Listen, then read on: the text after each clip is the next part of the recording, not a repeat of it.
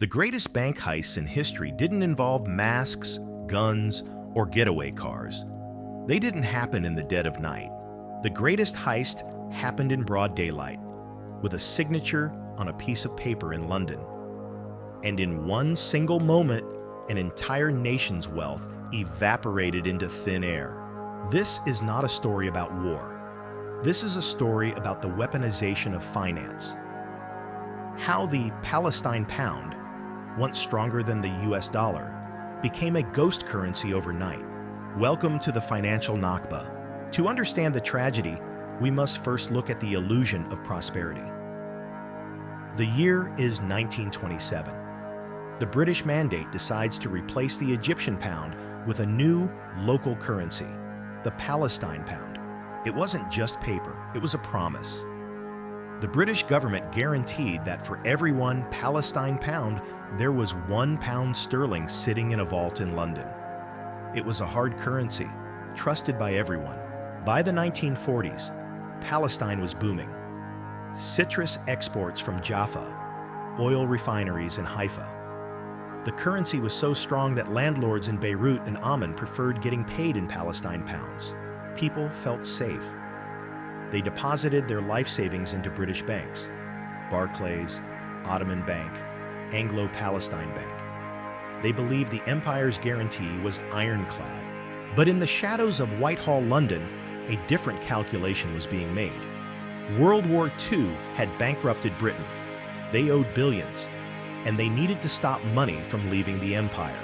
February 22nd, 1948, 3 months before the end of the mandate, Britain drops the bomb. They announce that Palestine is excluded from the sterling area. What did this mean? It meant the cord was cut. The currency was technically still valid, but the obligation to exchange it for British money was gone. The guarantee had vanished. Then came May 15th, 1948. As the British troops withdrew, the banks simply closed. The vaults were locked. The ledgers were packed up and shipped to London. Imagine being a father in Jaffa or a merchant in Gaza. You have a suitcase full of money. Yesterday, it could buy a house.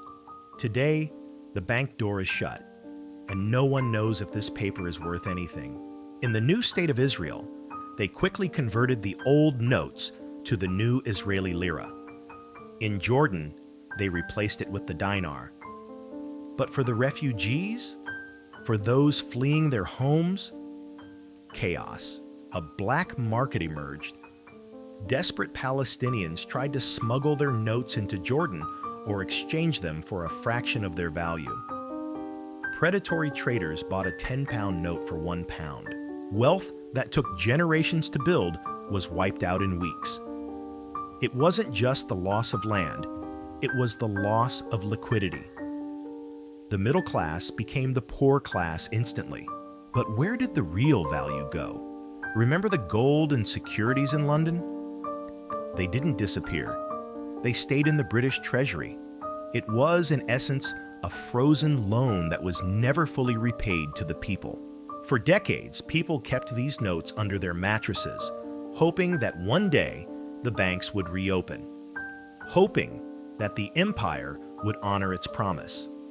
They waited and waited.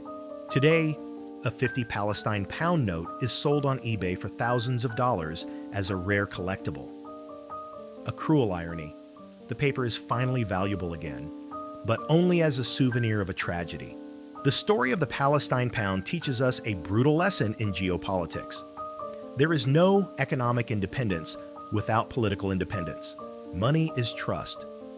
And when the state that issues the money disappears, the trust evaporates, leaving behind only paper and memories. Don't forget to subscribe to the channel. We have a lot more we hope to reveal.